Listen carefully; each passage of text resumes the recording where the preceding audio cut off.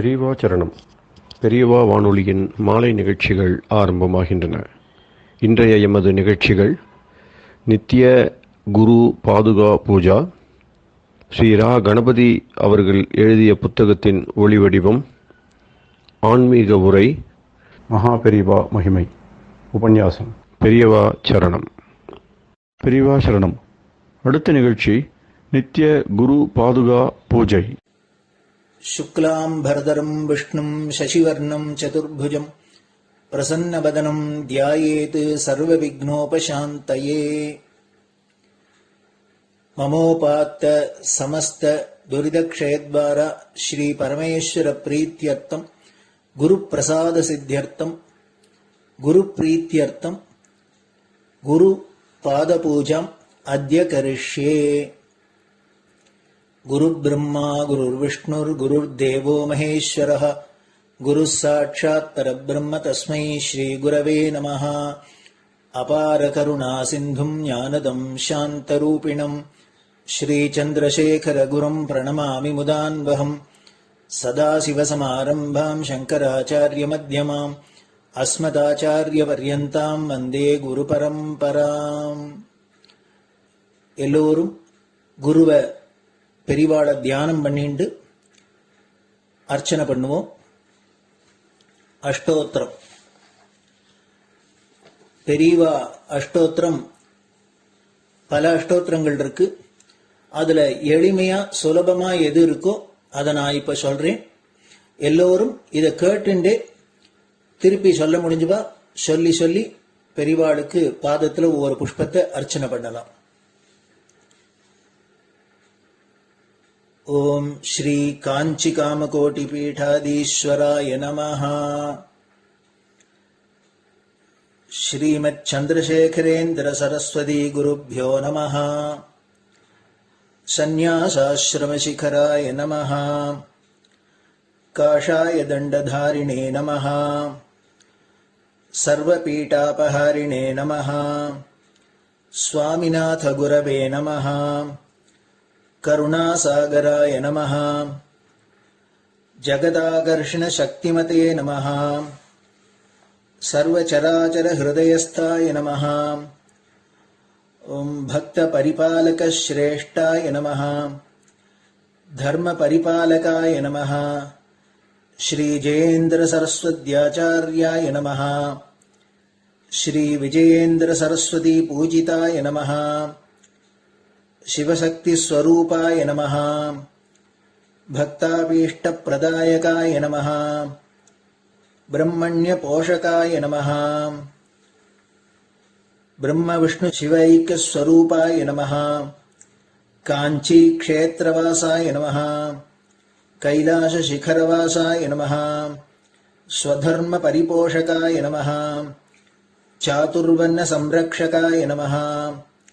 लोकरक्षण संकल्पाय नमः. ओम ब्रह्मनिष्ठापराय नमः.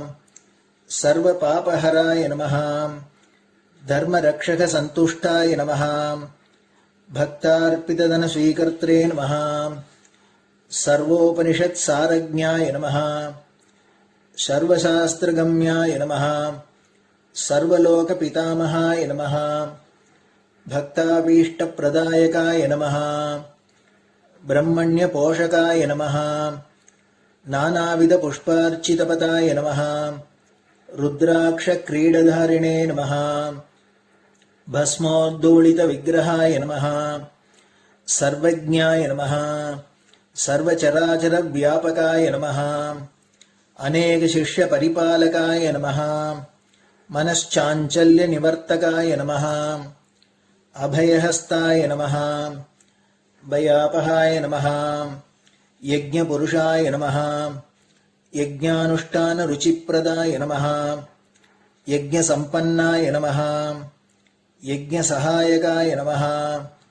यज्ञफलदाय नमः. यज्ञप्रियाय नमः. उपमानरहिताय नमः. स्फटिक तुलसी रुद्राक्ष हारधारिणे नमः. चातुर्वर्ण समदृष्टये नमः.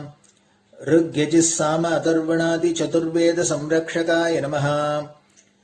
दक्षिणामूर्तिस्वरूपाय नमः जाग्रत् स्वप्न सुषुप्ति अवस्थातीताय नमः कोटिसूर्यतुल्यतेजोमय शरीराय नमः साधुसङ्गसंरक्षकाय नमः अश्वगज गोपूजा निर्वर्तकाय नमः गुरुपादुकपूजातुरन्तराय नमः कनकाभिषिक्ताय नमः स्वर्णबिल्वदलपूजिताय नमः सर्वजीवमोक्षदाय नमः मूकवाक्ताननिपुणाय नमः नेत्रदीक्षादानाय नमः द्वादशलिङ्गस्थापकाय नमः गानरसप्रियाय नमः ब्रह्मज्ञानोपदेशकाय नमः सकलकलासिद्धिताय नमः चातुर्वर्ण्यपूजिताय नमः अनेकभाषासम्भाषण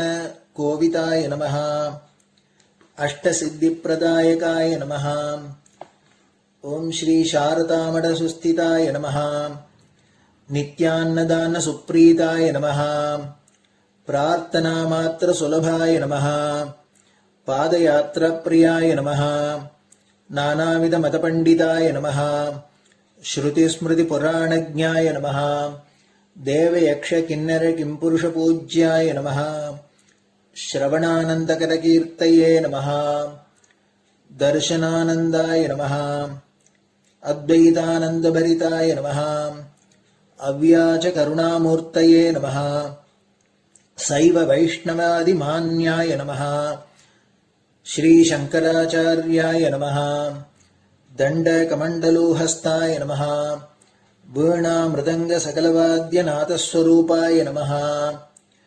रामकथारसिकाय नमः वेदवेदाङ्ग आगमादिसकलकलासतस्प्रवर्तकाय नमः हृदयगुहाशयाय नमः शतरुद्रीयवर्णितस्वरूपाय नमः केदारेश्वरनाथाय नमः अविद्यानाशकाय नमः निष्कामकर्मोपदेशकाय नमः लघुभक्तिमार्गोपदेशकाय नमः लिङ्गस्वरूपाय नमः सालग्रामसूक्ष्मस्वरूपाय नमः कालड्यां शङ्करकीर्तिस्तम्भनिर्माणकर्त्रे नमः जितेन्द्रियाय नमः शरणागतवत्सलाय नमः श्रीशैलशिखरवासाय नमः डमरुकनादविनोदाय नमः वृषभारूढाय नमः दुर्मदनाशकाय नमः आभिचारिकदोषहर्त्रे नमः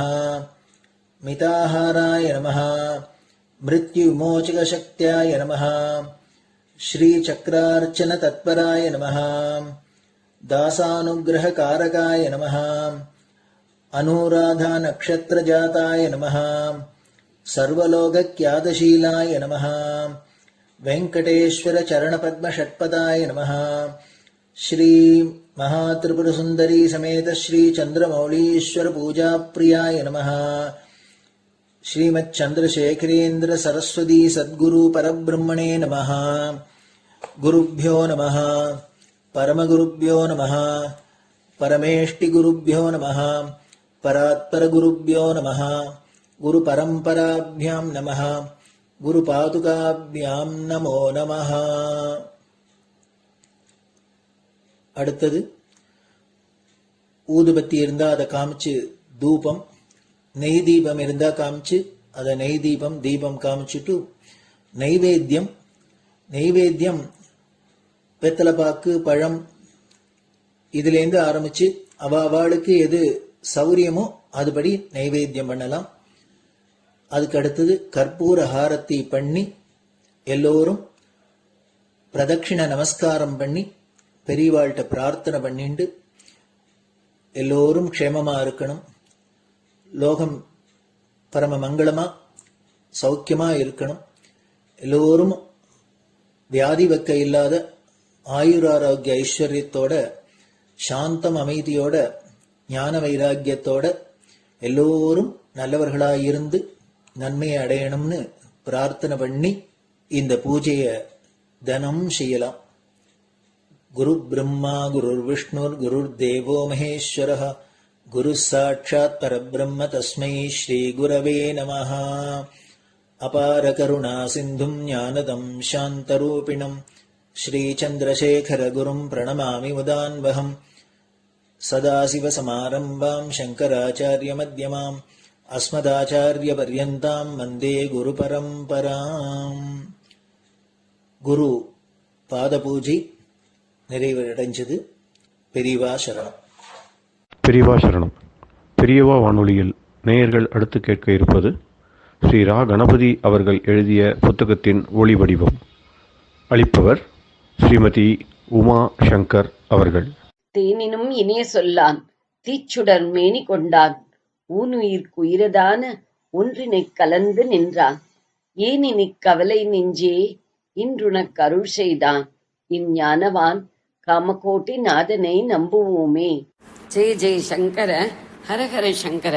மகாபெரிவாளின் உபன்யாசங்களை ரா கணபதி அண்ணா தெய்வத்தின் குரல் என்ற பெயரில் 7 பாகங்களாக தொகுத்து அளித்ததின் 7ஆம் பாகத்தின் அடுத்த பகுதி. சான்றோர் மதத்தை காத்த மாதரசியர்.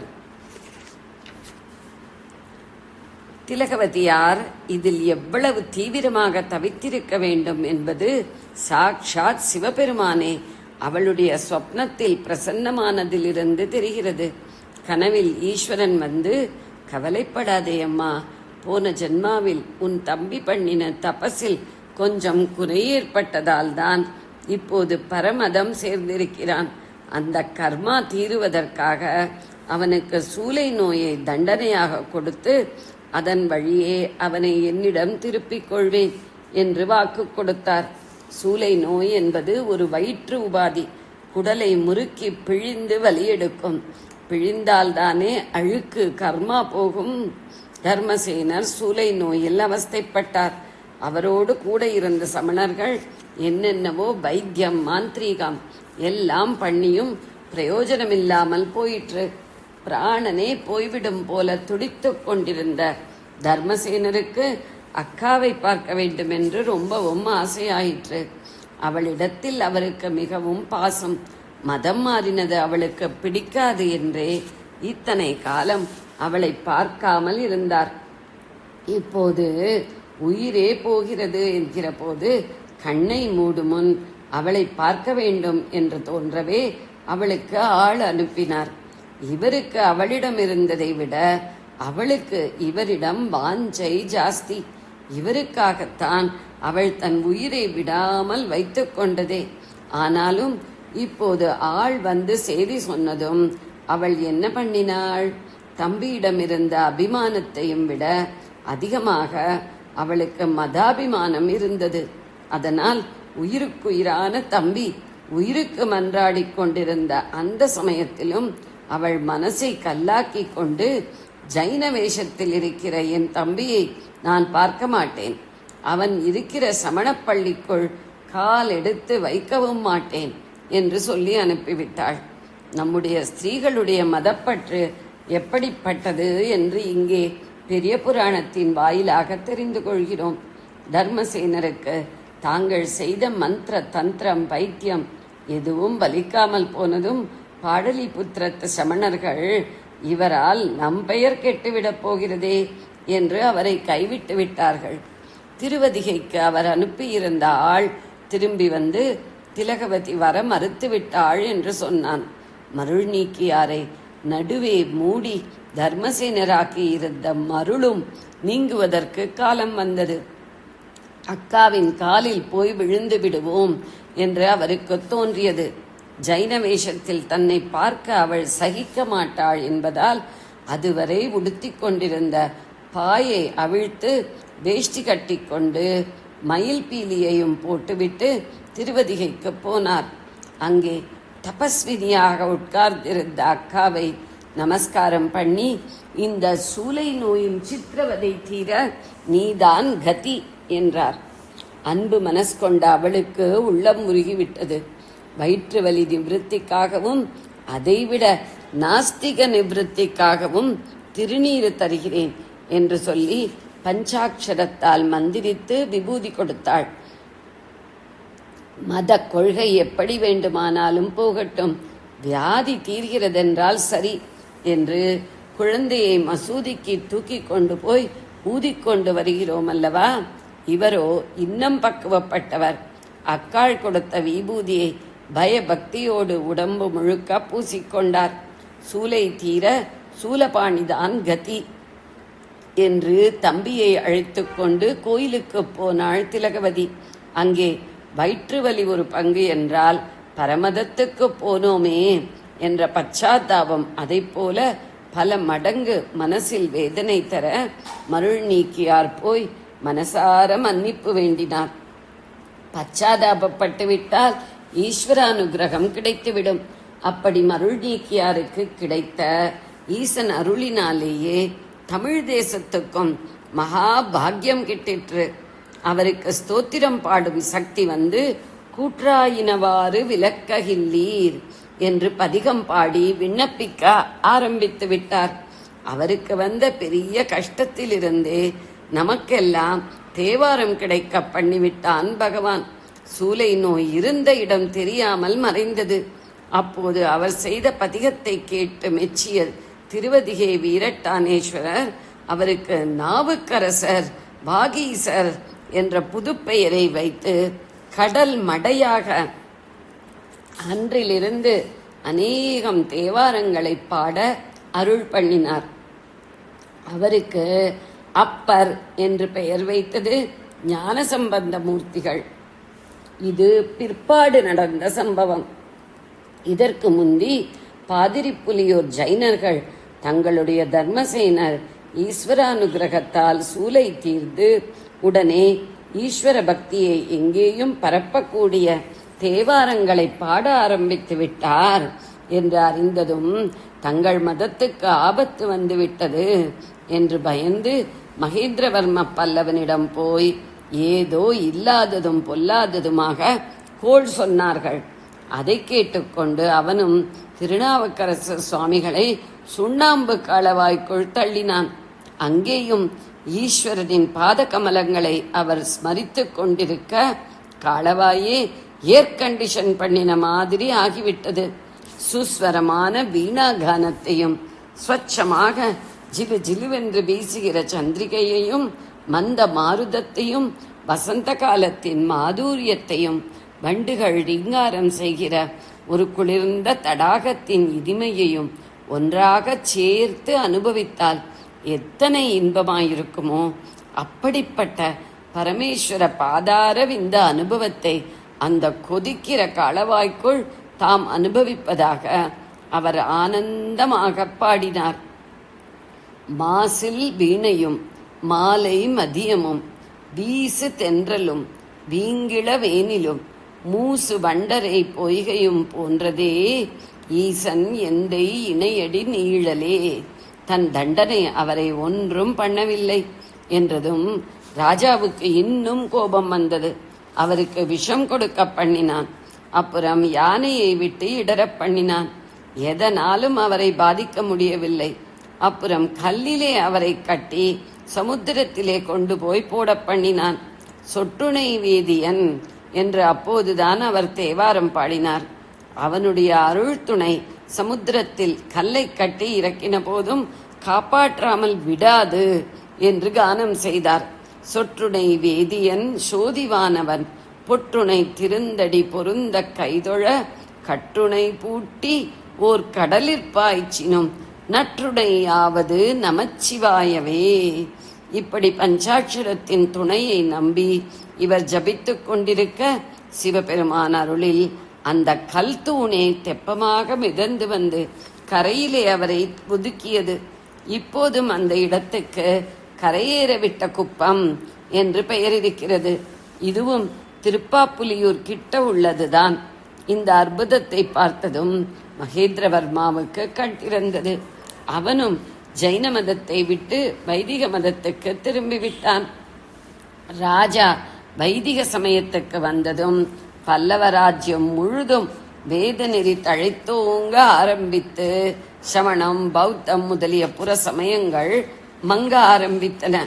அவன் வைதிக சமயத்துக்கு வந்ததற்கு காரணம் அப்பர் சுவாமிகள் என்றால் அவரே அப்படி வைதிக மதத்திற்கு வந்ததற்கு காரணம் திலகவதியார் தானே.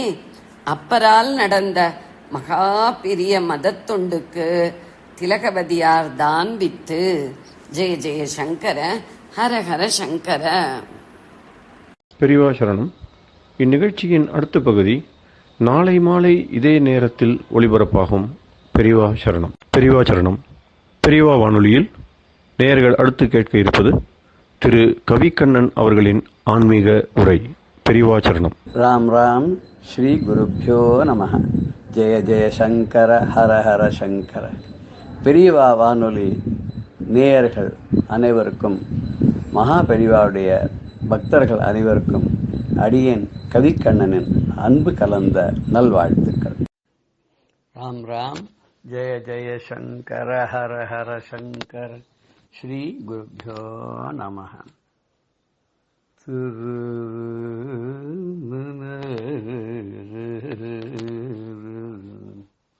குருவடி சேர்ந்தால் நற்கதி கூடும். குருவடி சேர்ந்தால் நற்கதி கூடும். குருவழி நடந்தால் நல்லோ நாடுவர். குருவழி நடந்தால் நல்லோ நாடுவர். குருவடி சேர்ந்தால் நற்கதி கூடும்.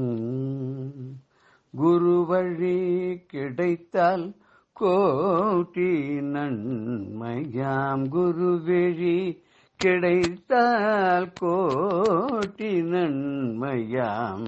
குருவினை அடைந்தால் நிம்மதிதானே. குருவிழி கிடைத்தால் கோட்டி நன்மையாம். குருவினை அடைந்தால் நிம்மதி தானே. குருவடி சேர்ந்தால் நற்கதி கூடும். குருவழி நடந்தால் நல்லோ நாடுவர். குருவழி சேர்ந்தால் நற்கதி கூடும். குருவுக்கு உலகில் இணையும் உண்டோ. குருவின் பரிவு கிடைப்பதும் எளிதோ. குருவுக்கு உலகில் இணையும் உண்டோ. குருவின் பரிவு கிடைப்பது எளிதோ. குருவின் அருளுரை கிட்டுதல் அரிதாம். குருவின் அருளுரை கிட்டுதல் அரிதாம். குருவை நாடிட குதூகலமாமே. குருவை நாடிட குதூகலமாமே. குருவடி சேர்ந்தால் நற்கதி கூடும். குருவழி நடந்தால் நல்லோ நாடுவர். குருவடி சேர்ந்தால் நற்கதி கூடும்.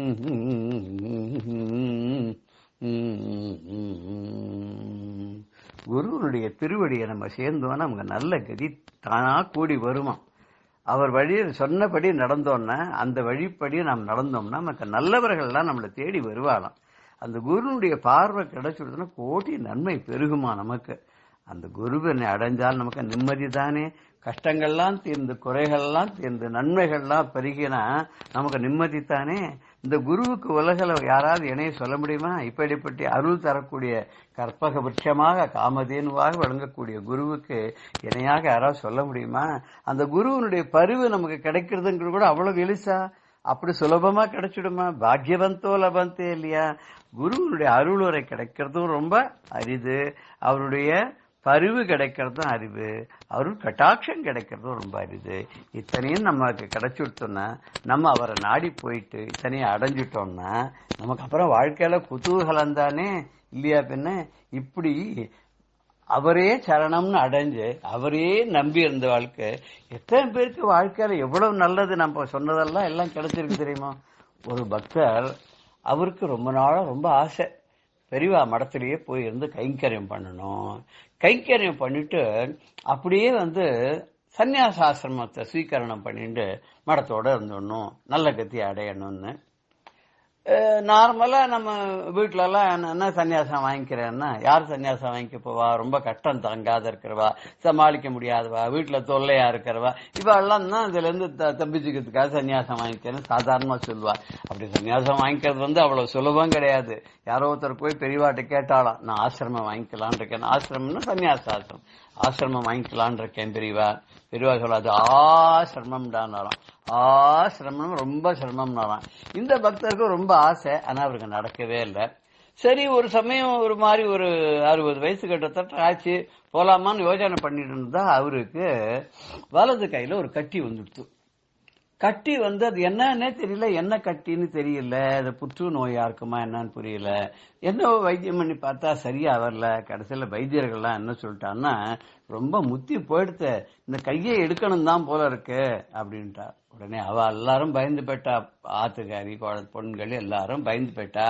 அவரோட பொண்ணும் பெரிய பரம பக்த பெரியவாட்ட நேரம் வந்தா, என்ன இந்த மாதிரி டாக்டர் சொல்றாரு, கையில கட்டிக்கா கையவே எடுத்துடணுங்கிறாரு, இது என்னது பெரியவா இது, அப்பாக்கு இப்படி ஒரு நிலைமை வரலாமா உங்களுடைய பக்தருக்கு அப்படின்னு சொன்னபோது பெரியவா நிறைய விபூதி அள்ளி கையில கொடுத்து, இதை கொண்டு போய் கையில தடவிண்டே வா, பார்க்கலாம், அம்பாள் இருக்கா பார்த்துப்போ, சந்திரமௌலீஸ்வரர் அருள் பண்ணுவார் அப்படின்னு சொன்ன உடனே இந்த அம்மாவுக்கும் ரொம்ப சந்தோஷமாயிடுது. பக்தைக்கு பெரியவா கொடுத்த விபூதியை வாங்கி எடுத்துன்னு அப்பாவுக்கு தினம் தடவி விட்டா. டாக்டர் ஏற்கனவே சொல்லியிருந்தானுங்க வரும், அப்புறமா யோசனை பண்ணிட்டுன்னா போவே இல்லை. டாக்டர் கூட கவலைப்படுற, என்னது ரொம்ப சீரியஸான நிலையில இருந்து நம்ம சொன்னோம் கேட்கல, வரவே இல்லையே. ரொம்ப தெரிஞ்ச டாக்டர்னு வச்சுப்போமே, அவர் ரொம்ப கவலைப்பட்டு வரவே இல்லையேன்னு. அப்புறம் ஒரு நாளைக்கு போய் இந்த டாக்டர் சொன்னார், எங்க அப்பாவுக்கு குணமாயிடுத்து, கை சரியாயிடுத்து, கட்டி இருந்த இடமே தெரியல, வேணும்னா அவளை உங்களை அழைச்சின்னு காமிக்கிறேன். அவர் சொன்னார், பரிபூர்ணமா குணமாச்சுன்னா ரொம்ப சந்தோஷமா, பெரியவாவுடைய அருள் இருந்துச்சுன்னா எந்த அறுவை சிகிச்சையும் தேவையில்லை, அவர் பரமேஸ்வரனுடைய அவதாரம்னால அவருடைய கருணையே போரும் அப்படின்னு விட்டுட்டார். இப்படி போயிட்டே இருந்தது. கொஞ்ச நாள் ஆயிடுத்து, முதுமை வந்துடுத்து, ரொம்ப வயசாயிடுத்து. ஒரு 77-78 வயசு இருக்குன்னு வச்சுப்போமே. அவருக்கு உடல் நலம் மறுபடியும் குன்றி போக ஆரம்பிச்சது. ரொம்ப நன்னா இருந்தவருக்கு என்ன பண்றதுன்னு தெரியல, கொஞ்சம் கொஞ்சமா உடம்பெல்லாம் அப்படி ஓஞ்சி போக ஆரம்பிச்சது. ஒரு மாதிரியான அங்கங்கள்லாம் செயல்பாடுகள் குறைய ஆரம்பிச்சது. அவருக்கு மயக்க நிலை கூட வர ஆரம்பிச்சுடுத்து. ஆனா அவருக்கு ரொம்ப ஆசை என்னன்னாக்க, ஆஹா நம்ம கையெல்லாம் கூட பெரியவா குணப்படுத்திட்டா, நம்ம நன்னா ஆனோமே, நம்ம அப்ப போய் உடனே பெரியவாளை பார்த்து சன்னியாச ஆசிரம ஸ்வீகரணம் பண்ணிக்காத, நம்ம பாட்டு உடம்பெல்லாம் நன்னா ஆயிடுத்து, சொஸ்தமாயிடுத்துன்னு இந்த ரெகுலர் வாழ்க்கையில ஈடுபட்டு நம்ம பாட்டு இருந்துட்டோமே அப்படின்னு நினைச்சுட்டே இருந்தவர் ஒரு நாள் மயக்க நிலைக்கும் போயிட்டார். ரொம்ப வருத்தம். வாய் முத்திர ஏதோ முணுமுணுத்துட்டே இருக்கு அந்த மயக்கமான நிலையிலையும். ஆத்துல ஒய்ஃப் பார்த்தா, பொண்ணு பார்த்தா, இது அப்பாவுக்கு ஒரு வருத்தம் இருக்கிறதா தெரியுது. தனக்கு உடம்பெல்லாம் சொஸ்தமாக்கின பெரியவாட்ட போய் சன்னியாச ஆசிரமம் வாங்கிட்டு கடைசி காலத்துல இருக்கணும்னு நினைச்சா முடியாத போயிடுத்து. இப்ப என்ன பண்ணலாம், பெரியவாளை போய் கேட்கலாமா அப்படின்னு மறுபடியும் போய் பெரியவாட்ட போய் கேட்கிறா.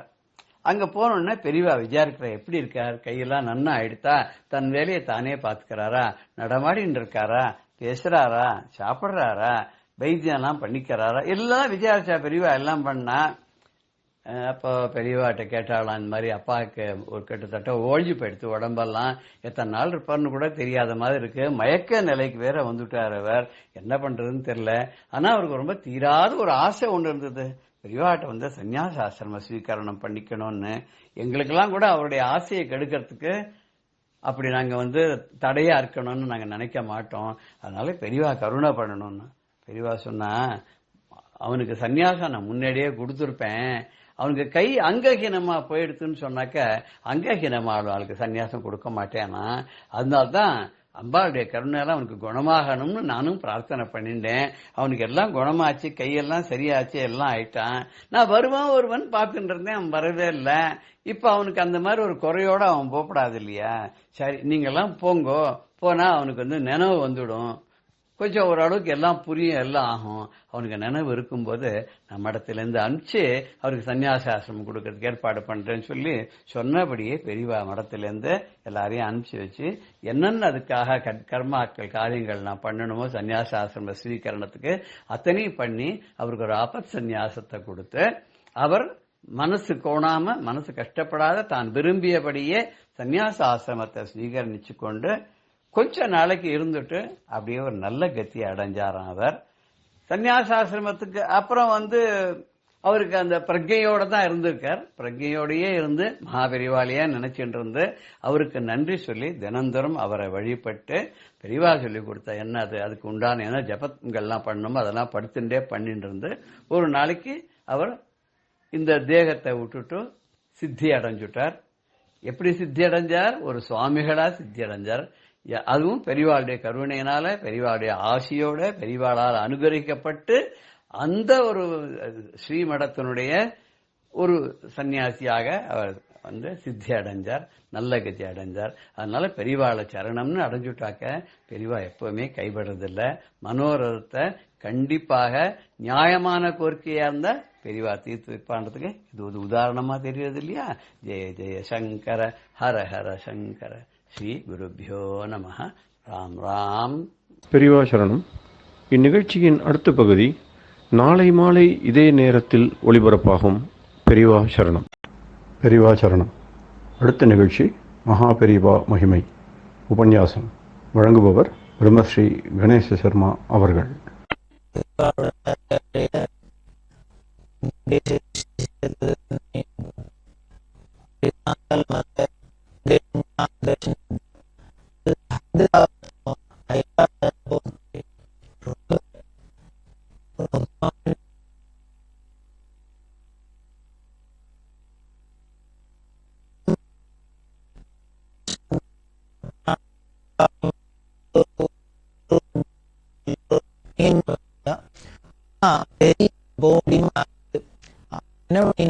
அப்படின்னா இது சொல்லி ராஜாவோட தாயாளமா ஒரு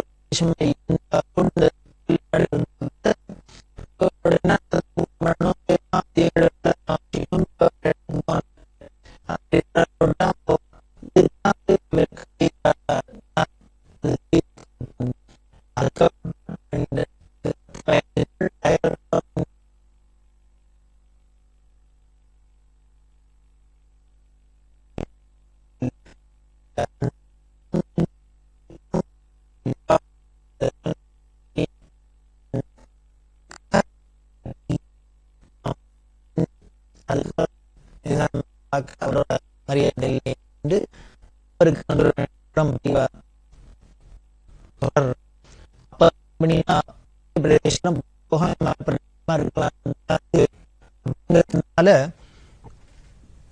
பாதி சாமான்கள் கொண்டு போன இந்த கால்நடை ஆடு மாடு இது மாதிரி இருக்குமே, இந்த பரிவா இருக்கல கால்நடைகள்லாம் இருக்கு, இதுல சிலதெல்லாம் என்ன பண்ணினா அங்கே விட்டுட்டு வந்தா. நிசாம்கிட்ட சொல்லிட்டு கிட்டத்தட்ட 4 வருஷம் பெரியவா காசி யாத்திரை பண்ணிட்டு திரும்பி வர வரைக்கும் இந்த மடத்துல பாதி சாமான்கள் அங்க ஹைதராபாத்லயே வைக்கப்பட்டிருந்து ராஜாக்களோட பாதுகாப்புல. அதுக்கப்புறம் சிகந்தராபாத் வந்தா. சிகந்தராபாத் எல்லாம் தரிசனம் பண்ணிட்டு பல இடங்கள்ல சுத்திண்டு மகாராஷ்டிரத்துல திரியம்பகம் அப்படிங்கிற க்ஷேத்திரம் இருக்கு, அதெல்லாம் தரிசனம் பண்ணிட்டு மத்திய பிரதேசத்துக்குள்ள யாத்திரை பண்ணிட்டு இருக்கிறது தான். முதல்ல சொன்னாப்புல ரொம்ப கடுமையான வெயில், எப்படின்னா 120 டிகிரி வெயில். பார்த்துங்கோ, போன வாளுக்கெல்லாம் மூக்கால கண்ணாலாம் ரத்தம் வர அளவுக்கு 120 டிகிரி வெயில் தாங்க முடியல. அந்த வெயில் பழக்கப்பட்டது இல்லை. வந்த பரிவாரங்கள்லாம் ரொம்ப என்ன பண்றதுன்னு தெரியல. பல பேருக்கு உடம்பு சரியில்லாத போயிடுத்து. ரொம்ப ஒரு சிரமமான திசையா ஆயிடுத்து. தண்ணீர் கஷ்டமா வேற போயிடுத்து. இது அடர்ந்த காடு, தண்ணி கஷ்டமான கஷ்டம், 120 டிகிரி வெயில், இத்தனையும் பொறுத்துண்டு கூட போன வாழலாமும் பெரியவாளோட யாத்திரையை தொடர்ந்தா அப்படின்னா அந்த பக்தாளோட பக்தியை என்ன சொல்றதுன்னு தெரியல. அந்த கைங்கரியம் பண்ணிடுவாளோட அந்த சேவையை எப்படி பாராட்டுறதுன்னு தெரியல. நம்மளாலெல்லாம் அது மாதிரி அப்படி வைராக்கியமா பெரியவாளோட அந்த கைங்கரியம் தான் முக்கியம்னு இருப்போமா அப்படின்னு சந்தேகம்தான். அப்படி இல்லாம யாரானும் கிடைப்பாளா கைங்கிறதுக்கு அப்படிங்கிறதே சந்தேகம்தான். எப்படி கிடைச்சதுன்னு, அது என்ன கஷ்டம் இருந்தாலும் பெரியவா கூட இருந்ததுன்னா அந்த கஷ்டம் கஷ்டமாவே இருக்காது. நீங்க மடத்துல போய் பார்த்தேன்னா என்ன வேளா வேலைக்கு காப்பி டிஃபன் உண்டா, சாப்பாடு உண்டா, இல்ல படுத்துக்கிறதுக்கு ஏதாவது ஏசி உண்டா, அது உண்டா, ஃபேன் உண்டா, ஒரே கொசுக்கடி. இப்போ இன்னைக்கு ஒரு நாளைக்கு 12 மணிக்கு சாப்பாடு, ஒரு நாளைக்கு 4 மணிக்கு சாப்பாடு, ஒரு நாளைக்கு இந்த ஊரு, ஒரு நாளைக்கு அந்த ஊரு, ஒரு நாளைக்கு ஒரு தண்ணி, இன்னொரு நாளைக்கு இன்னொரு தண்ணி. எப்படி சூழ்நிலை கண்ணா பின்னான்னு மாறிண்டே இருக்கும். அது அத்தனைக்கும் மேல ஒரு ஆனந்தம் இருக்கும். சரி இவ்வளவு கஷ்டம் இருக்கே நம்ம விட்டுட்டு போவோம் அப்படின்னு தோணாது. ஏன் அப்படின்னு அந்த மகான்களோட தபஸ், அவளோட சந்நிதி விசேஷம் என்ன ஆயிடுறதுன்னு, என்ன வெளி கஷ்டம் இருந்தாலும் அது அத்தனையும் நமக்கு ஆனந்தமா மாத்தி கொடுத்துருது. இதெல்லாம் பொறுத்துண்டாலும் அந்த ஆனந்தத்துக்கு ஈடு இதெல்லாம் ஒண்ணும் இல்லை அப்படிங்கிறாப்புல இருக்கும். அப்படிதான் இங்கேயும் இந்த மத்திய பிரதேசத்துல யாத்திரையில இருக்கிறதே ரொம்ப பல சிரமங்களுக்கு நடுப்புறதான் இவ போக வேண்டியிருந்தது. அப்படி இருக்கிறதே ஆச்சரியம் என்னன்னா, ஒரு நாளைக்கு 20 மைல் அப்படின்லாம் வச்சிருந்தா இப்ப 25 மைல் 40 மைல் அப்படின்னு கூட இவ யாத்திரையை பண்ணியிருக்கா. 40 மைல் நடந்து போறது அப்படின்னா, ஏன் நடந்து போறது விசேஷமா சொல்றேன்னா, பல்லாக்கெல்லாமும் இருந்தது, பெரியவா அங்கங்க பல்லாக்கில் யாத்திரையும் பண்ணியிருந்தா. ஆனா இந்த இடத்துல ரொம்ப வெயில் கடுமையா இருந்தது, உஷ்ணம் ஜாஸ்தியா இருந்தது, தண்ணி கஷ்டம் இருந்தது. இதெல்லாம் இருந்ததுனால இந்த பல்லாக்கு தூக்குறவாளுக்கு சிரமமா இருக்குங்கிறதுனால அந்த பல்லாக்கு சவாரியை பண்ணாத தானும் முழுக்க நடந்தே தான் போனான், கால்நடையாவே தான் போனா. அதுதான் மனிதாபிமானம்ங்கிறது. பெரியவா அந்த பல்லாக்கு தூக்குறவா, அந்த போகிகள் அப்படின்னு சொல்லுவா, அவள்லாம் சொல்லுவா, பெரியவாள் அந்த பல்லாக்குல வச்சுன்னு சுமந்துன்னு போறதே, மேனால சுமந்துன்னு போறதே இருக்கிற அனுபவங்களை அவளோட அனுபவமே ரொம்ப த்ரில்லிங்கா இருக்கும். பெத்தபோகி குஞ்சு அப்படின்னு ஒருத்தர், அவரை சொல்லியிருக்க, பெரியவாள்கிட்ட பிரார்த்தனை பண்ணுவாராம், பெரியவா எங்கேயான்னு நடந்து போனா இவா வெறுமனை பல்லாக்க தூக்கின்னு தானே போகணும், வெறும் பல்லாக்க தூக்கின்னு போவா. பெரியவா பாட்டுக்கு நடந்து வந்தாக்க அவளுக்கு சிரமமா இருக்குமா. பெரியவாள்கிட்ட போய் சொல்லுவாள், எஜமா தயவு பண்ணி ஏறி பல்லாக்கில் உட்காந்து சவாரில் உட்காந்து வரணும் அப்படின்னு. பெரியவா ஏன் அப்படின்னா, எஜமா உட்காந்துண்டாக்க கனக்க மாட்டேங்கிறது, லைட்டா இருக்கு, எஜமா கீழே இறங்கிட்டா பல்லாக்கு கனக்கிறது அப்படிமா. இது ஏதான ஒரு அதிசயம் உண்டோ, யாரானு ஒரு சாமான்ல பல்லாக்கு மேலே யாரான ஆள் உட்காந்துன்னா இந்த ஆளோட கனமும் சேர்ந்து இன்னும் அழுத்தணும். ஆனா இங்க தலைகீழ இருக்கு, பெரியவா ஏறி உட்காந்துண்டாக்க பல்லாக்கு கனக்க மாட்டேங்கிறதான். வெறும் பல்லாக்கு தூக்கினா தோளெல்லாம் வழண்டு போயிடுறது, எங்களால முடியல, அதனால அதுக்காகவானும் எங்களுக்கு சௌக்கியத்துக்காகனும் பெரியவா உட்காந்துட்டே வரணும், எஜமா உட்காந்து வரணும்னு பிரார்த்தனை பண்ணுவாளாம். அது என்ன முடியுமா சார் அப்படின்னா, அதுக்கு பேர் தான் யோகீஸ்வரான்னு பேரு. அனிமாதி அஷ்டமா சித்தி அப்படின்லாம் சொல்றமே, அதுல இருக்கே அனிமா மகிமா லகிமா கரிமா அப்படி எல்லாம் என்னெல்லாமோ சொல்றாளே, இந்த அஷ்டமா சித்தியில ஒண்ணு. அதாவது அணுமா அனிமா அப்படின்னா அணுவுக்கு அணுவா கண்ணுக்கு தெரியாத சின்னதா இருக்கிறது, மகிமான்னா கண்ணு கொள்ளாத பெருசா இருக்கிறது, கரிமா லகிமா அப்படின்னாக்க ஒரே கனமா கனக்கிறது இல்லையா, ஒரே பஞ்சு மாதிரி லைட்டா இருக்கிறது. இப்படி எல்லாம் யோகீஸ்வரால் தன்னோட சரீரத்தை பண்ணிக்க முடியும். இந்த சித்தி எல்லாம் கைவரப்பட்டவர்கள் தான் சித்தர்கள் அப்படிங்கிறோம். அதே மாதிரி ஒரு இடத்துல இருந்து இன்னொரு இடத்துக்கு போறது, ஒரு இடத்துல இருக்கிறதே இன்னொரு இடத்துல இருக்கிறது, இது மாதிரி சித்திகள் உள்ளவா தான் சித்த புருஷாள் அப்படின்னு சொல்றோம். இவா பெரிய ஞானியா யோகீஸ்வராளா இருந்ததுனால அவளுக்கு இந்த சித்து அப்படிங்கறதெல்லாம் தானே வந்துருத்து, அஷ்டமா சித்தி எல்லாம். அதனால இவ ஏறி உட்காண்டா அவளுக்கு வலிக்காத இருக்கணுங்கிறதுக்காக லைட்டா அந்த சவாரியும் சேர்த்து பண்ணிடுவா போல இருக்கு. அதனாலதான் அவளும் பிரார்த்தனை பண்ணிட்டு இருக்கா. அது மாதிரி அந்த கருணையும் என்ன பண்ணுவாளாம், பெரியவாளுக்கு இந்த பழங்கள் எல்லாரும் போற இடத்துல பூர்ணாங்கம் கொடுக்கறது, பழங்கள் கொடுக்கறது எல்லாம் வாங்கி வாங்கி அந்த பல்லாக்கிலே போட்டுன்னு வருவாளும். ரொம்ப தாகமா இருக்கிற போல இருந்ததுன்னா, வெயிலா இருந்ததுன்னா தானே பல்லாக்கில் உட்காந்துட்டு அந்த சாத்துக்குடி முதலான அந்த ஆரஞ்சு பழம் அதெல்லாம் உரிச்சு அந்த கொட்டையெல்லாம் எடுத்துட்டு அந்த சொலையா பார்த்து பார்த்து தானே இந்த பல்லாக்கு தூக்குறவாளுக்கு எல்லாரும் கையை நீட்டு, கையை மேலே நீட்டு, மேலே பெரியவா உட்காந்துருப்பா, பெரியவா போட்டாக்க இப்படி கையை நீட்டினா அதில் போடுவா, அந்த சொலைய உடனே வாயில போட்டுக்கணும். இப்படியே வந்த பழம் முழுக்களும் உரிச்சு அவளுக்கு போட்டுன்னு கொடுத்துட்டே பேசிண்டே போவாளாம்.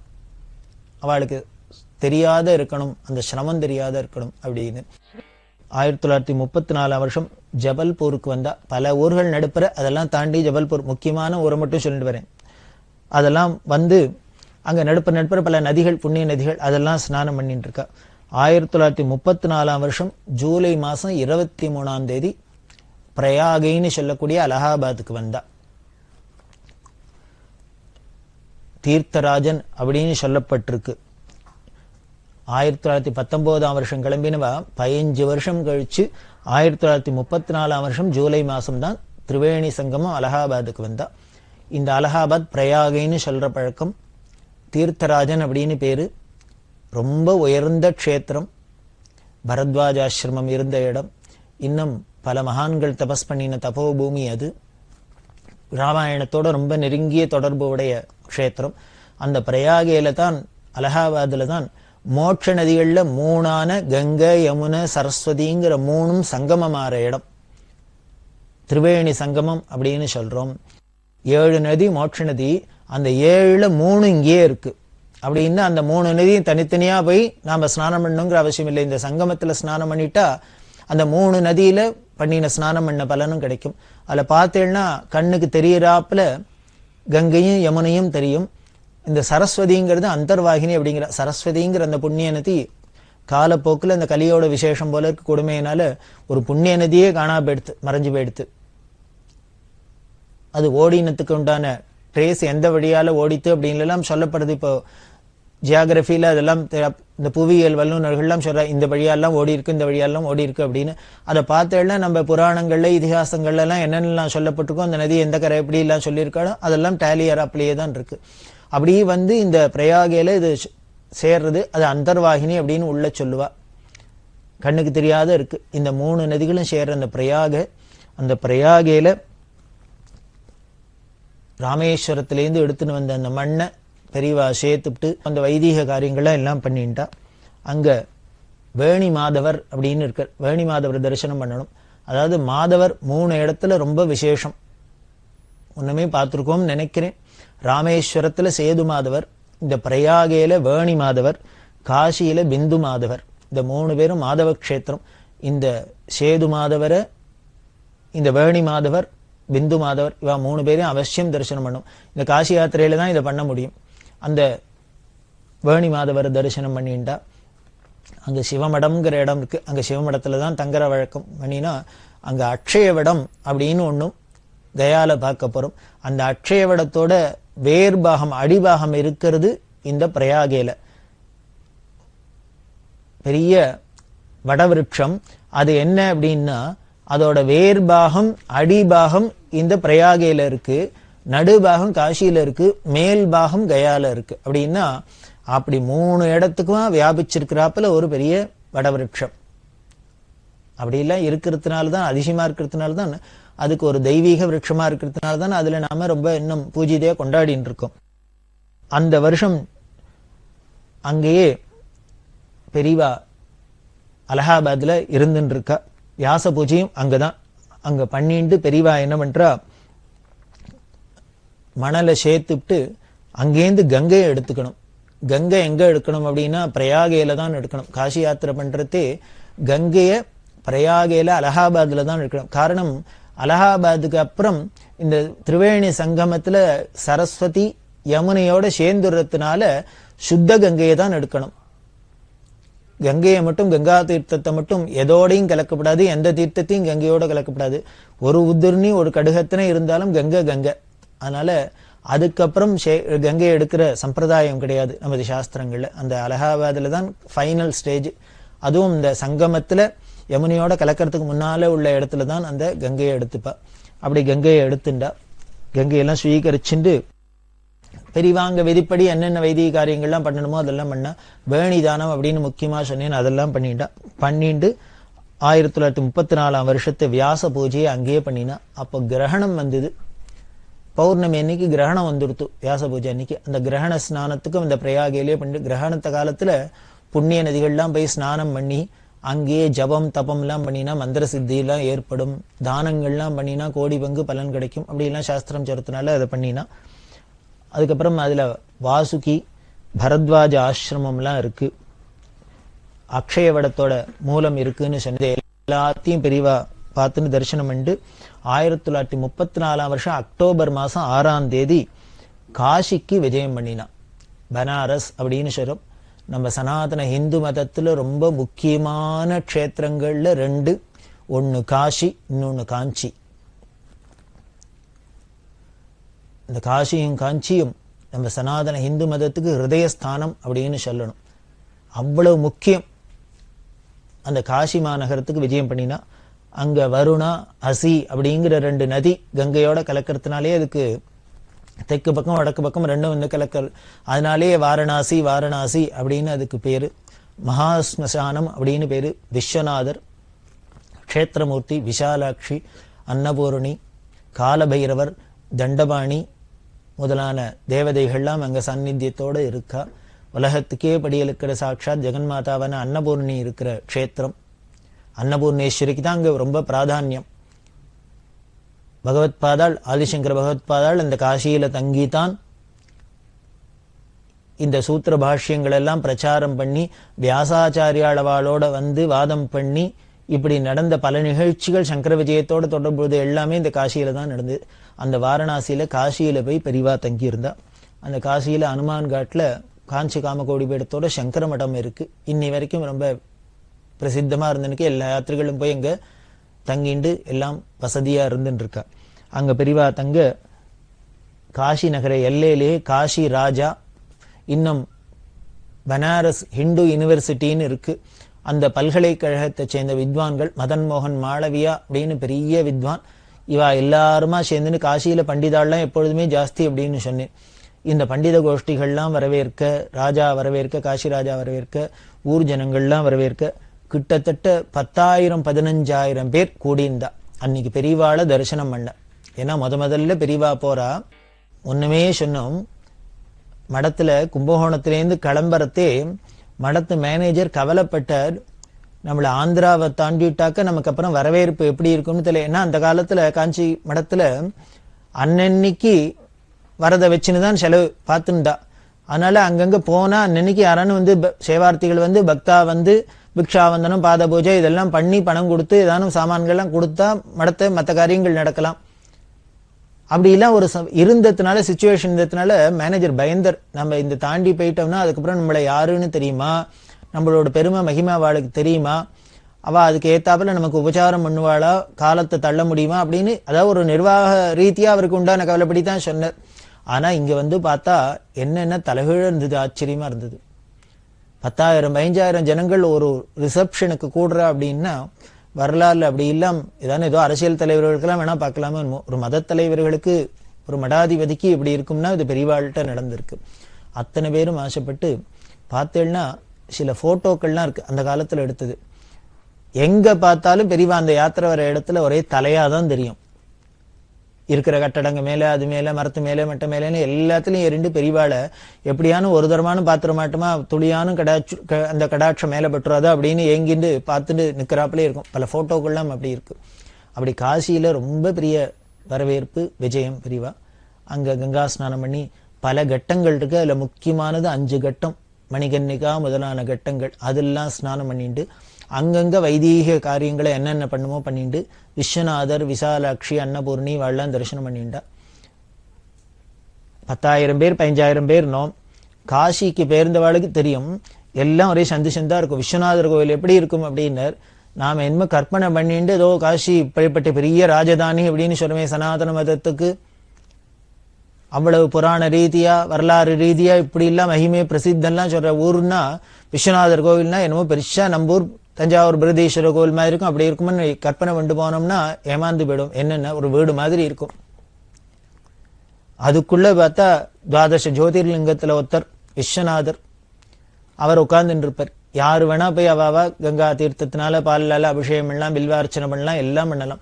அந்த பூஜா காலங்கள்ல அந்த பண்டாக்கள்லாம் வந்து பண்றதே உள்ள தரிசனம் தான் பண்ணலாம், நம்ம தொட முடியாத வழி. மற்ற நேரத்துல யாரு வேணா போய் சுவாமிய தொட்டு பண்றாப்புல இருக்கும். வடதேசங்கள்ல பல இடங்கள்ல அப்படிதான். ஏன் அப்படி இருக்கு? ஒரு சந்து, ஒரே சந்தா இருக்கும். சந்து பொந்துக்குள்ள அதுலயும் 2 பக்கம் கடை கண்ணி ஜனங்கள்னா எய்தாப்புல போறவா அந்த பக்கம் ஒருத்தர் வர முடியாது, அப்படி இருக்கும். அதுலயே வண்டி போகும், ரிக்ஷா போகும், எல்லாம் போகும். அவ்வளவு ஒரே கச்ச கச்ச கச்ச கச்சன்னு இருக்கும். பாக்குறவாளுக்கு என்னமோ ஒரு மாதிரி, இந்த நாகரிகத்தை விரும்புறவாளுக்கு, கொஞ்சம் அப்படி சௌக்கியத்தை விரும்புறவாளுக்கு எல்லாம் பார்த்தா ஒரு அனீசியா இருக்கும். ஏன் அப்படி இருக்குன்னா காரணம் இருக்கு. அவள்லாம் சொல்றா, இந்த காசிவாசிகள்லாம் சொல்றா, ஏன் இவ்வளவு பெரிய க்ஷேத்திரம், இப்பேற்பட்ட பெரிய பிரசித்தமான கோவில், இவ்வளவு யாத்திரிகர்கள்லாம் வர இடம், அது இன்னும் ரோடு வீடெல்லாம் கொஞ்சம் விஸ்தாரமா இருந்து சௌக்கியமா இருக்கக்கூடாதா ஜனங்கள் போக்குவரத்துக்கு அப்படின்னு அவ சொல்றா. இஸ்லாமியர்களோட படையெடுப்புல அவ காசியில எத்தனை தரம் தாக்கியிருக்கா, அந்த கோவிலை இடிச்சிருக்கா அழிச்சிருக்கா அப்படிங்கறதெல்லாம் ரெக்கார்டெல்லாம் இருக்கு. அதனாலேயே என்ன பண்றான்னா, இன்னமே யாரானும் படையெடுத்து அந்நியர்கள் வந்தாள்னா அவளுக்கு லேசில் உள்ளுக்குள்ள போய் அதை ஒன்றும் தாக்க முடியாத அளவுக்கு இப்படி சந்தும் பொந்துமா இருந்து ஜனக்கூட்டங்கள்லாம் இருந்ததுன்னா இதெல்லாம் தாண்டிட்டு ஃப்ரீயா போகாத இருக்கணும், அது ஒரு பாதுகாப்பா இருக்கணுங்கிறதுக்காகவே இப்படி ஊரை வச்சுருக்கா. அந்த காசிக்குள்ள இப்படி இவ்வளவு பரிவாரங்களோட போனா அப்போ அன்னைக்கு எவ்வளவு மொழி விதுங்கி இருக்கும், அந்த ஊரே அமக்களமாயிருக்கும் அப்படிங்கிறத நாம கற்பனை பண்ணி பார்த்துக்கலாம். அப்படிதான் இந்த காசியில இருந்து யாத்திரை பண்ணினா அங்க ஆச்சாரியால் ஸ்தாபிதம் பண்ணின இன்னும் சில மடங்கள்லாம் இருக்கிறதா அங்க சொல்லப்படுறது. சுமேரு மடம் முதலான மடங்கள்லாம் அங்க இருக்கிறதா சொல்லப்படுறது. அங்கெல்லாம் போய் பெரிவா விஜயம் பண்ணினா கௌடதேச சன்னியாசிகள் அப்படின்லாம் சொல்லுவா. அதாவது நமது சனாதன மதத்துல பாரத தேசத்தை ரெண்டா பிரிச்சது. விந்திய மலைக்கு வடக்கு பக்கம் இருக்கிறது, தெற்கு பக்கம் இருக்கிறது. அந்த வடக்கு அந்த பிரதேசங்கள் எல்லாம் கௌட தேசம் அப்படின்னும், தெற்கு இந்த தென்மேற்கு இந்த பிரதேசங்கள்லாம் திராவிட தேசம் அப்படின்னு வச்சுது. அந்தையும் 5ஆ பிரிச்சுது. பஞ்ச கௌடாஸ் பஞ்ச திராவிடாஸ் அப்படின்லாம் சொல்ற வழக்கம். அதனால அந்த பக்கத்துல விந்தியாச்சலத்துக்கு அந்த கௌட தேசத்திலேருந்து வந்தவாழம் கௌட தேச சன்னியாசிகள்னும், இந்த திராவிட தேசத்திலேருந்து தென் திசையிலேருந்து வந்தவாழம் திராவிட சன்னியாசின்னு சொல்ற வழக்கம். அதுக்கு மேல இந்த திராவிட தேசத்திலேருந்து போனவாளே என்ன திராவிட்னே சொல்லுவா. இன்னமும் காசியில பார்த்தீங்கன்னா பல திராவிட் அப்படிங்கிற பட்ட பேரோட இல்ல இவாள் இந்த திராவிட தேசத்திலேருந்து போனவான்னு அர்த்தம். அப்படி இந்த கௌட தேச சன்னியாசிகள்லாம் பெரியவா திராவிட தேச சன்னியாசியாச்சே, விசேஷமா அவெல்லாம் பெரியவாளை கொண்டாடினா. இப்படி காசியில பல இடங்களை பார்த்துண்டு பெரியவா 1935ஆம் வருஷம் ஏப்ரல் மாசம் கஸ்தர் மகாதேவ்ங்கிற க்ஷேத்திரத்துக்கு வந்த அந்த யாத்திரையை அதுக்கப்புறம் தொடர்ந்துட்டே வர அந்த உத்தரப்பிரதேசத்துல. அங்க தண்டி பாபா அப்படிங்கிற கரபாத்திரி மகாராஜி அப்படின்னு ஒரு பெரிய சன்னியாசி அந்த கஸ்தர் மகாதேவில இருந்தார்.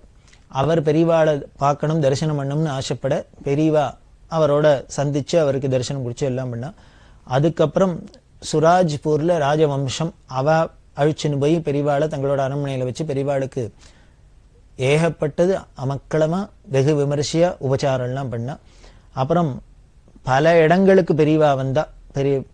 அதுல அந்த தேசத்துல உள்ள கோயில் கர்ங்கிற இடத்துக்கு வந்தா. அங்க சோனபத்ராங்கிற நதி, அந்த சோனபத்ரால பெரியவா ஸ்நானம் பண்ணி, அந்த சோனபத்ரால தான் அந்த பஞ்சாயதன பூஜையில 5 சுவாமி வச்சுக்கிறோம் இல்லையா, ஆதித்யம் அம்பிகாம் விஷ்ணும் கணநாதம் மகேஸ்வரம் அப்படின்னு. அந்த 5 சுவாமி வச்சுன்னு, அதாவது பிள்ளையார் சூரியன் விஷ்ணு அம்பாள் சிவன், இந்த 5 பேரையும் வச்சுன்னு பூஜை பண்றது பஞ்சாயதன பூஜைன்னு. இது சனாதன நம்ம வைதிக மதத்துல சம்பிரதாயம். இந்த 5மே 5 கல்லு, நமது தேசத்துல ஒவ்வொரு இடத்துல கிடைக்கிற கல்லு. இது இந்த சோனபத்ராங்கிற நதியில அடியில கிடைக்கிற கல்லு. இந்த காவேரிலாம் கூழாங்கல் மாதிரி அங்க இருக்கும், செக்கச்சவேர்னு இருக்கும். அதுலதான் பிள்ளையாரோட சாநித்தியம் இருக்கிறதா சாஸ்திரம் சொல்றதுனால அதை எடுத்துட்டு பெரியவா அந்த சோனபத்ரா வச்சுன்னு பண்றது. நேபாளில கண்டகிங்கிற நதியில சாலக்கிராமம் கிடைக்கிறது, அதை வச்சுக்கிறது. மத்திய பிரதேசத்துல நர்மதையில கிடைக்கிறது பானலிங்கம், அதுதான் சிவன். ஆந்திரால ஸ்வர்ணமுகின்னு நதி சொன்ன காளஹஸ்தி கிட்ட, அந்த நதியில கிடைக்கிற கல் தான் ஸ்வர்ணமுகின்னு கல், இது அம்பாளுக்கு. தமிழ்நாட்டுல வல்லம்ங்கிற இடத்துல ஸ்படிகம் கிடைக்கிறது, அந்த ஸ்படிகம் தான் சூரியனுக்கு. இப்படி ஸ்படிகத்துல சூரியன், இந்த சேப்பு கல்லுல பிள்ளையார், சாலக்கிராமத்துல விஷ்ணு, பானலிங்கத்துல சிவன், இந்த ஸ்வர்ணமுகியில அம்பாள் அப்படின்னு இந்த 5 கல்லையும் வச்சுன்னு 5 தேவதைகளும் பஞ்சாயதமா பூஜை பண்றது. அதுலயே ஆச்சாரியால் பகவத்பாதா என்ன பண்ணினா சுப்பிரமணியரும் சேர்த்துண்டு ஷண்மதம் அப்படின்னு வச்சா. அந்த சுப்பிரமணியருக்கு நாம வேற கல்லுகள்ல எதுவும் வைக்கல, என்ன பண்ணான்னா வேலை வச்சுக்கிறது இல்ல ஒரு நாகரை வச்சுக்கிறது அப்படின்னு ஒரு சம்பிரதாயத்தை வச்சுருக்கு. அப்படி இந்த சோனபத்ரால கோயில் கர்ல பெரியவா சோனபத்ரால ஸ்நானம் பண்ணி அதுலேருந்து இந்த விநாயகர்லாம் எடுத்து எல்லாரும் கொடுத்து தானும் பூஜைக்கு எடுத்துட்டா. அப்புறம் தானாப்பூர் வழியால பாட்னாக்கு வந்தா. பாடலிபுத்திரம் அப்படின்னு சரித்திர பிரசித்தி பெற்ற இடம். அந்த பாட்னால தான் ரொம்ப பெரிய வரவேற்பு. சங்கர ஜெயந்தி அங்க வெகு விமர்சையா நடந்தது. டிகாரிங்கிற சமஸ்தான ராஜா அந்த சங்கர ஜெயந்தி செலவு முழுக்களும் ஒத்துண்டு அந்த பாட்னால தன்னோட அந்த சங்கர ஜெயந்தி எல்லாம் முடிச்சுட்டு பெரியவா மேற்கொண்டு யாத்திரையை தொடர்ற. பெரியவா சரணம். இந்நிகழ்ச்சியின் அடுத்த பகுதி நாளை மாலை இதே நேரத்தில் ஒளிபரப்பாகும். பெரியவா சரணம். பெரியவா சரணம். அடுத்த நிகழ்ச்சி திருவாசக இன்னிசை. வழங்குபவர் ஸ்ரீ சத்குருநாத தேசிகர் அவர்கள். பெரியவா சரணம். திருச்சிற்றம்பலம். திருவெம்பாவை ஆதியும் அந்தமும் இல்லா ஆதியும் அந்தமும் இல்லா அரும்பெரும் ஜோதியை யாம் பாட கேட்டேயும் வாழ்த்தடங்கள் மாதேவளருதியோ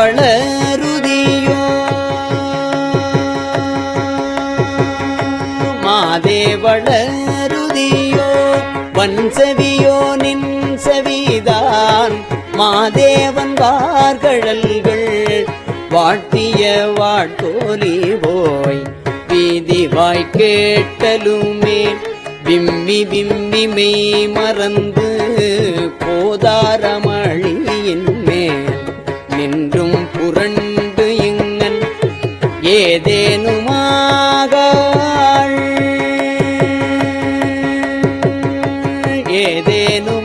ஏதேனுமாகாள் கிடந்தாள் என்னே என்னே இதே என் தோழி பரிசேலொரியம் பாவாய்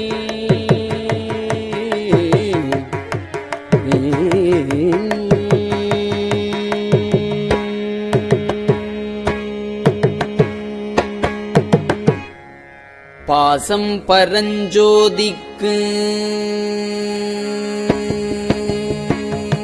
பாசம் பரஞ்சோதிக்கு என்பாயிரா பகல் நாம் பாசம் பரஞ்சோதிக்கு என்பாயிரா பகல் நாம் பேசும்போது எப்போது இப்போதரமளிக்கே நேசமும் வைத்தனையோ நேசமும் வைத்தனையோ நேரிழையாய் நேரிழையே நேசமும் வைத்தனையோ நேரிழையாய் நேரிழையே சீசி இவையும் சீசி இவையும் சிலவோ விளையாடி சீசி இவையும் சிலவோ விளையாடி ஏசும் இடம் ஈதோ ஏசும் இடம் ஈதோ விண்ணோர்கள் ஏத்துதற்கு கூசுமலர் பாதம் தந்தருள வந்தருளும் தேசன் சிவலோகன்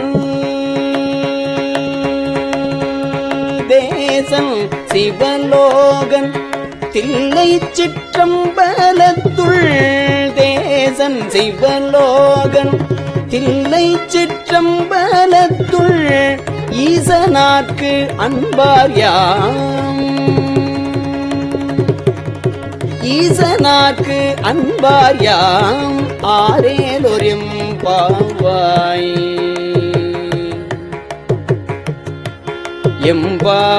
எம்பாவாய்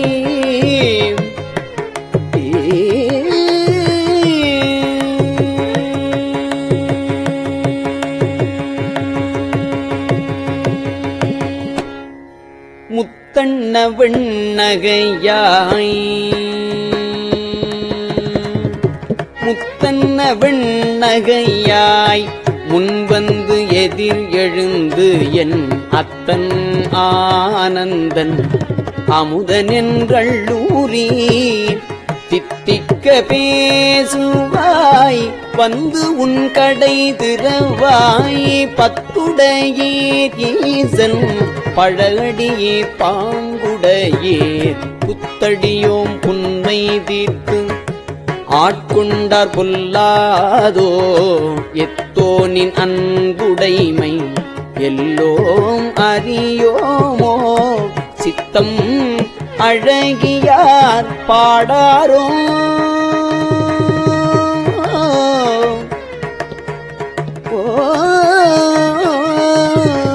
சித்தம் அழகியார் பாடாரோ நம் சிவனை இத்தனையும் வேண்டும் எமக்கேலோர் எம்பாவாய்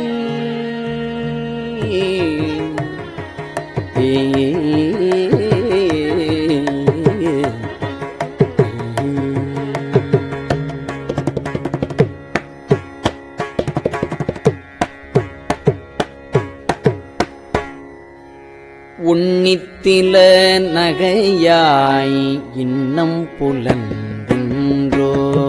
உன்னித்தில நகையாய் இன்னம் புலர்கின்றோ. வண்ணக்கிளி மொழியார் எல்லாரும் வந்தாரோ. உன்னித்தில நகையாய் இன்னம் புலர்கின்றோ. வண்ணக்கிளி மொழியார் எல்லாரும் வந்தாரோ.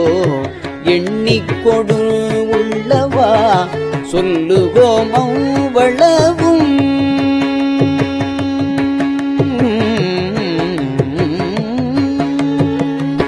எண்ணிக்கொடு உள்ளவா சொல்லுவோம் அவ்வளவும். கண்ணை துயின்றவமே கண்ணை துயின்றவமே காலத்தை போக்காதே. விண்ணுக்கு ஒரு மருந்தை வேத விழு பொருளை கண்ணுக்கு இனியானை பாடி கசிந்து உள்ளம். விண்ணுக்கு ஒரு மருந்தை வேத விழு பொருளை கண்ணுக்கு இனியானை பாடி கசிந்து உள்ளம். உள்ளுக்கு நின்றுருக யாமாட்டோம். உள்ளுக்கு நின்றுருக யாமாட்டோம். நீயே வந்து எண்ணிக்குறையில் உள்ளுக்கு நின்றுருக யாமாட்டோம். நீயே வந்து எண்ணிக்குறையில் துயிலேலோர் எம்பாவாய்.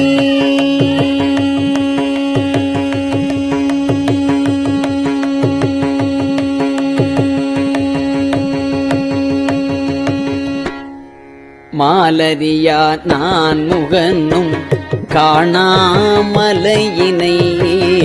மாலரியா நான் முகனும் காணாமலையினை நாம் போலறிவோம் என்று உள்ள பொக்கங்களே பேசும் பாலூரு தேன்பாய்.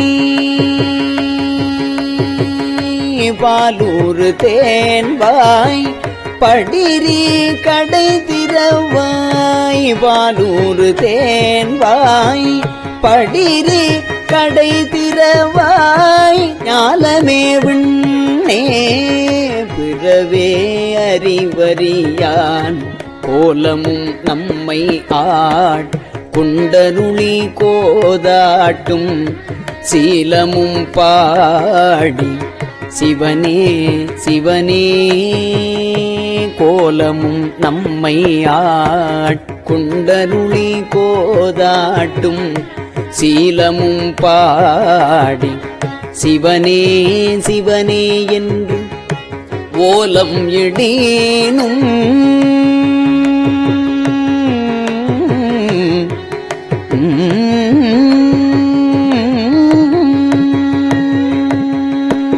ஓலம் இடேனும் உணராய் உணராய்கால் ஏலக்குழலி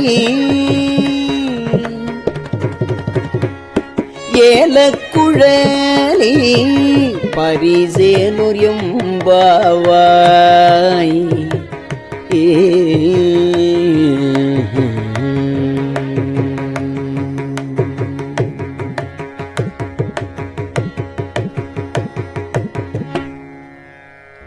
மானே நீ நன்னலை நாளை வந்துங்களை. மானே நீ நன்னலை நாளை வந்து உங்களை நானே எழுப்புவன் என்றலும் நாணாமே போன திசை பகராய். போன திசை பகராய் இன்னம் புலல்தில்ரோ வானே நிலனே பிறவே அறிவறியான் தானே வந்து எம்மை தானே வந்து எம்மை தலையளித்தாட்கொண்டருளும் வான்பார்கழல் பாடி வந்தோர்க்குன் வாய் திறவாய். தானே வந்து எம்மை தலையளித்தாட்கொண்டருளும் வான்பார்கழல் பாடி வந்தோர்க்குன் வாய் திறவாய். ஊனே உருகாய்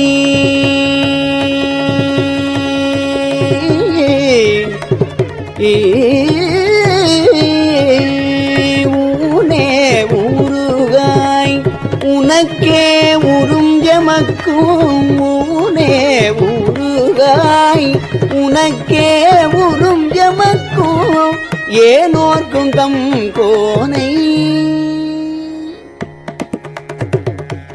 ஏனோர்க்கும் தம் கோனை பாடேனொரும் பாவை.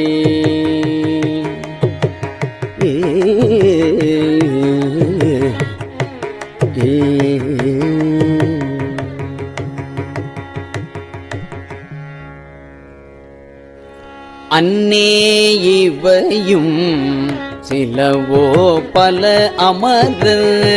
அன்னே இவையும் சிலவோ பல அமரர் உன்னற்கு அறியான் ஒருவன் இரும் சீரான். சின்னங்கள் கேட்ப சிவன் என்றே வாய் திறப்பாய். தென்னாயன் நாம் உன்னம் தீசேர் மெழுகு ஒப்பாய். என்னான என் அரையன் இன்னமுதன் என்றெல்லோமும் சொன்னோங்கள் வெவ்வேறாய். இன்னம் துயிலுதியோ வன்னெஞ்ச பேதையர் போல் வாழா கிடத்தியால்.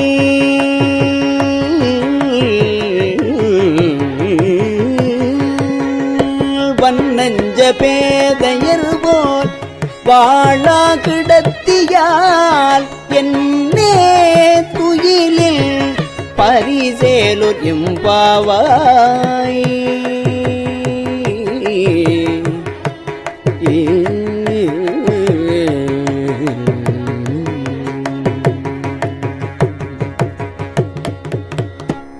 கோழி சிலம்ப சிலம்பும் குறுகு எங்கும். கோழி சிலம்ப சிலம்பும் குறுகு எங்கும். ஏழில் இயம்ப இயம்பும் வெண் சங்கெங்கும். கேழில் பரஞ்சோதி கேழில் பரஞ்சோதி கேழில் பரங்கருணை. கேழில் விழுப்பொருள்கள் பாடினோம். கேழில் பரஞ்சோதி கேழில் பரங்கருணை. கேழில் விழுப்பொருள்கள் பாடினோம். கேட்டிலையோ வாழியீதன்ன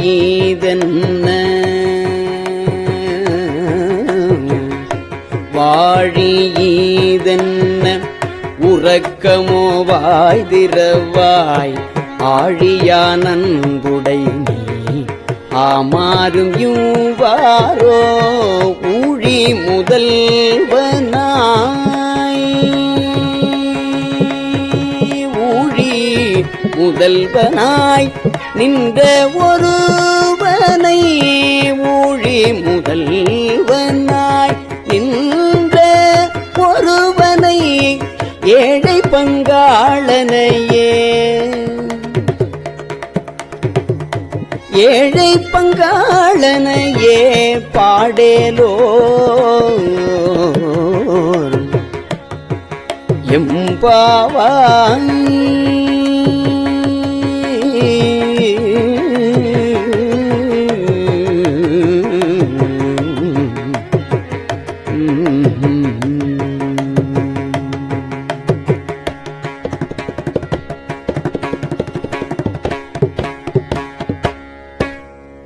முன்னை பழம் பொருட்கும் முன்னை பழம் பழம்பொருளே பின்னை புதுமைக்கும் பேர்த்துமப் பெற்றியனே உன்னை பிரானாக பெற்ற உன் சீரடியோ உன்னை பிரானாக பெற்ற உன் சீரடியோம் உன்னடியாதாள் பணிவோம் ஆங்கவர்க்கே பாங்காவோ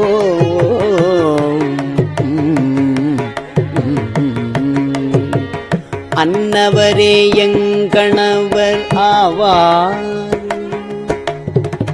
அன்னவரே எங்கணவர் ஆவார் அவர் உகந்து சொன்ன பரிசே தொழும்பாய் பணி செய்வோம் இன்ன வகையே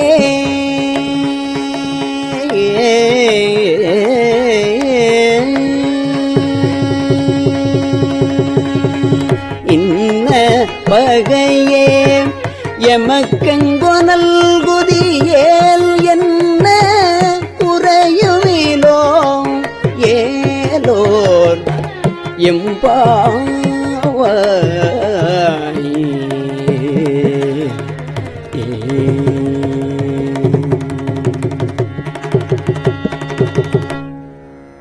பாதாளம் ஏழினும் கீழ் பாதாளம் ஏழினும் கீழ் சொற்கழிவு பாதமலர் போதார் புனை முடியும் எல்லா பொருள் முடிவே பாதாளம் ஏழினும் கீழ் சொற்கழிவு பாதமலர் போதார் புனை முடியும் எல்லா பொருள் முடிவே பேதை ஒருவால் பேதை ஒருவால் திருமேனி ஒன்றல் வேத முதல் விண்ணோரும் மண்ணும் துதித்தாலும் ஓத உலவா ஓத உலவா ஒரு தோழன் தொண்டருளல் கோதில் குலத்தரன்றன் கோயிற்பிணா பிள்ளைகாள் ஏதவனோ ஏதவன் ஏதவனூல் ஏதவன் ஆருற்றராரையல்லார்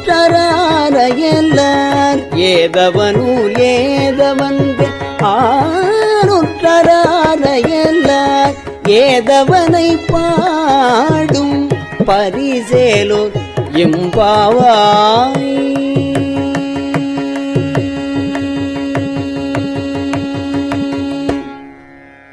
திருச்சிற்றம்பலம். பெரியவா சரணம்.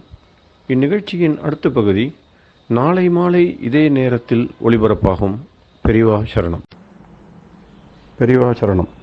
பெரியவா வானொலியின் இன்றைய நிகழ்ச்சிகளின் நிறைவாக திருப்பொன்னூசல் வழங்குபவர் சத்குருநாத தேசிகர் அவர்கள். பெரியவா சரணம். திருச்சிற்றம்பலம். திருப்பொன்னூசல். ஆணோ அலியோ அறிவையோ என்று இருவர் காணா கடவுள் கருணையினால் தேவர்குழாம் நாணாமே உய்ய ஆட்கொண்டு அருளி நஞ்சுதனை ஊனாக உண்டருளும் உத்தரகோசமங்கை கோணாறு பிறைச்சன்னி கூத்தல் குணம் பரவி பூணாறு வனமுலையீர் பொன்னூசலாடாமோ.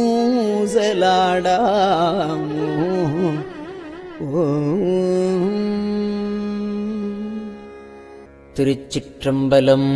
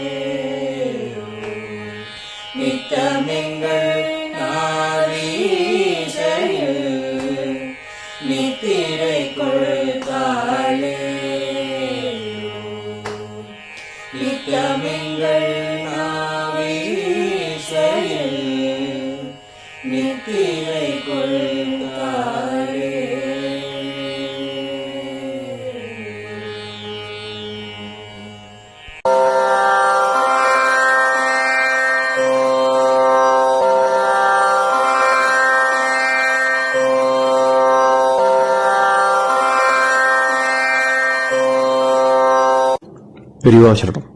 பெரியவா வானொலியின் மாலை நிகழ்ச்சிகள் இத்துடன் நிறைவடைகின்றன. எமது அடுத்த ஒளிபரப்பு நாளை காலை இந்திய நேரப்படி 6 மணிக்கு துவங்கும். பெரியவாசரணம்.